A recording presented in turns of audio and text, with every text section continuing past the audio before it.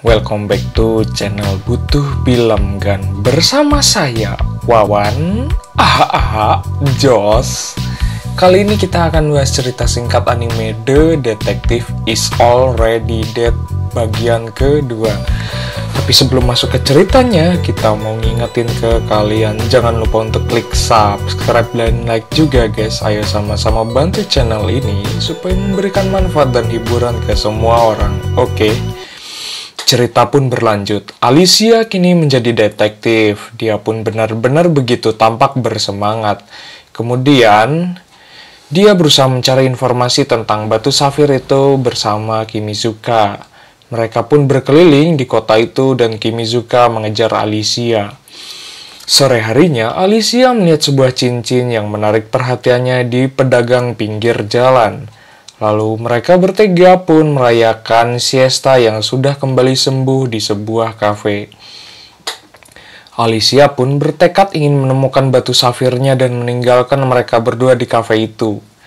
Kembali ke apartemen, di kamar, siesta yang sedang oleng akibat mabuk, dia pun mengajak Kimizuka untuk tidur bersama di ranjang. Akhirnya, Kimizuka pun tidur satu ranjang dengan siesta. Dia menjelaskan 3 tahun bersamanya benar-benar momen yang tidak akan pernah dilupakan. Siesta, Kimizuka dan Alicia bertemu di ruang tamu. Alicia lalu memberikan hadiah kepada Kimizuka, lalu Kimizuka dihubungi oleh Fubi.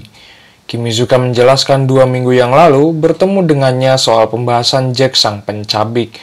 Namun, Fubi menjelaskan terakhir bertemu saat kasus di gereja. Kimizuka pun makin curiga dengan Fubi palsu yang ia temui. Siesta dan Alicia memakan masakan yang dibuat oleh Kimizuka, namun sayangnya Kimizuka tidak memiliki keahlian memasak. Siesta mendapatkan kabar kalau Cerberus telah mati, sedangkan identitas Fubi palsu itu dia menduganya adalah Hel. Dia juga menjelaskan seseorang yang memegang batu itu dapat mengambil wujud dan berbagai kemampuan lain. Mereka bertiga mendatangi sebuah rumah untuk menyelidiki kasus. Saat berjalan di kota, Kimizuka menjelaskan bahwa kasus pembunuhan itu terjadi secara acak.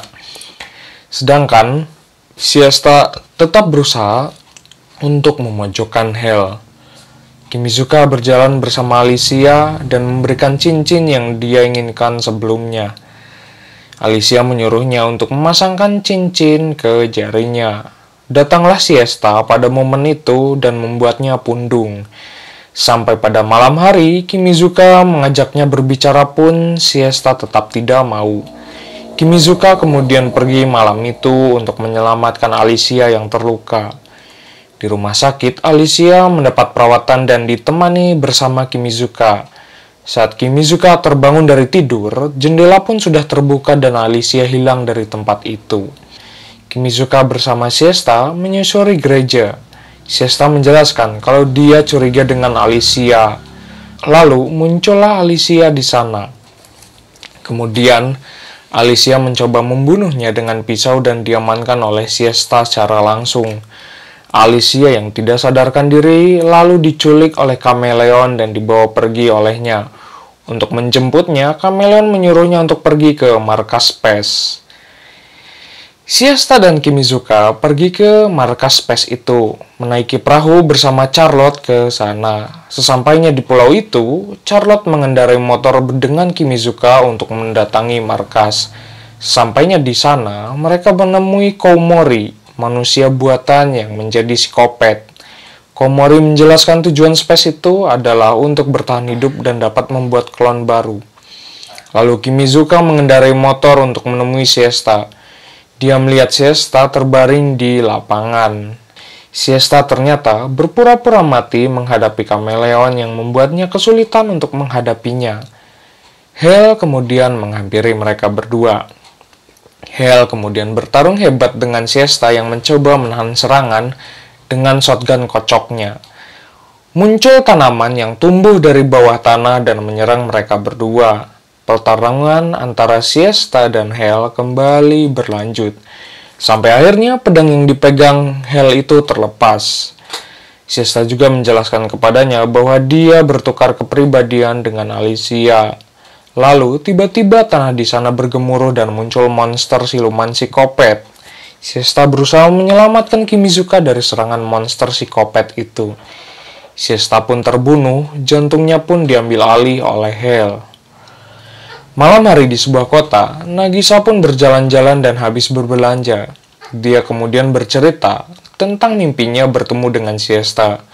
Mereka berdua ribut di mimpi itu. Nagisa, Kimizuka, dan Yui pergi ke suatu tempat menagih kapal pesiar mewah itu. Saikawa Yui ternyata yang mengajak mereka berdua pergi berlayar.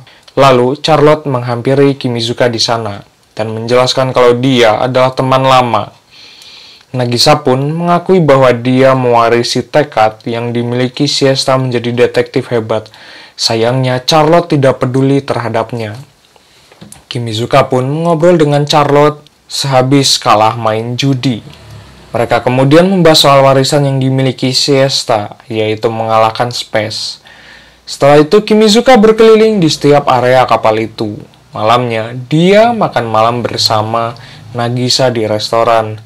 Nagisa ingin melanjutkan tekad yang diwarisi oleh Siesta.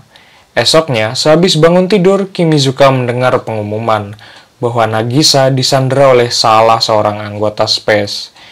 Dia dan Saikawa Yui bergegas mencarinya, namun pengawal Saikawa Yui memberikan buku berisi petunjuk untuk menemui Space pada jam 8 malam. Malamnya, Kimizuka menemui Chameleon di sana yang menyandra Nagisa. Di sisi lain, Saikawa Yui membantu evakuasi para penumpang kapal. Chameleon lalu memberikan dua pilihan kepada Kimizuka. Jawaban atas dua pilihan itu sudah diputuskan oleh Kimizuka. Dia memutuskan agar Natsunagi Nagisa tidak mati lebih dulu darinya. Kemudian, Kimizuka menembak ke arah Chameleon. Nagisa pun terjatuh dan diselamatkan oleh Saikawa Yui. Chameleon berubah menjadi monster psikopat. Pada sisi lain, Kimizuka mengobrol dengan Siesta di sebuah kafe dan mengatakan lebih mirip agen daripada detektif. Chameleon berencana menghabisi mereka. Kemudian datanglah Charlotte dengan helikopter yang dikemudikan Fubi. Charlotte pun menembaknya dengan senjata ujang deredet. Chameleon pun berusaha menghindari serangannya. Chameleon menjulurkan lidahnya dan merusak tangki helikopter itu. Petrol yang berceceran di area kapal dimanfaatkan Kimizuka untuk membakar Chameleon. Pertarungan sengit antara Kimizuka dan Chameleon tidak terhindarkan hingga akhirnya area dek kapal itu runtuh. Pada mimpinya, dia dihampiri oleh Hel dan berubah wujud menjadi Siesta. Dia menjelaskan bahwa menyusup dan menekan kesadaran Hel yang dia kendalikan. Dia pun berpesan agar bisa bekerja sama dengan Alicia. Kimizuka kemudian sadar kembali dan mencoba melawan Chameleon psikopat itu. Dia dihampiri Nagisa yang dikendalikan oleh Siesta untuk mencoba membantunya. Pertarungan melawan Chameleon makin sengit. Nagisa mencoba melawannya dengan menembakkan shotgun kocok dari belakang Chameleon. Selain itu, Kimizuka pun mencoba melawannya dengan pistol yang dia miliki. Nagisa pun menembakkan tiang untuk menjatuhkan reruntuhan ke Chameleon dan tertimpuk kepadanya.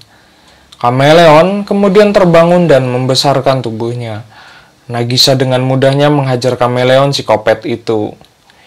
Siesta pada diri Nagisa menjelaskan kalau dia bertujuan membantunya karena pertemuannya pada mimpi. Nagisa lalu menyelamatkan Kimizuka saat Chameleon menyerang mereka berdua kembali. Esoknya, Kimizuka bertemu kembali dengan Charlotte. Kimizuka mengakui dia bertemu dengan Siesta yang membantunya. Kimizuka kemudian berbelanja bersama Saikawa Yui. Dia juga menjelaskan akan menggelar konsernya. Kimizuka lalu bertemu dengan Fubi. Dia tidak bisa menjelaskan hal tersebut kepada Nagisa. Di sebuah bar, Nagisa menemui Kimizuka dengan penampilan yang cukup rapih. Dia kemudian menanyakan akan melanjutkan sebagai detektif hebat, tetapi Nagisa menjawabnya dia tidak begitu percaya diri. Selain itu, dia juga selalu mengandalkan diri Siesta. Di akhir cerita, Siesta membisik ke Kimizuka saat tertidur. Partnernya nanti adalah Natsunagi Nagisa. Anyway, cukup segini pembahasan ceritanya. Sampai jumpa di video berikutnya. Bye-bye.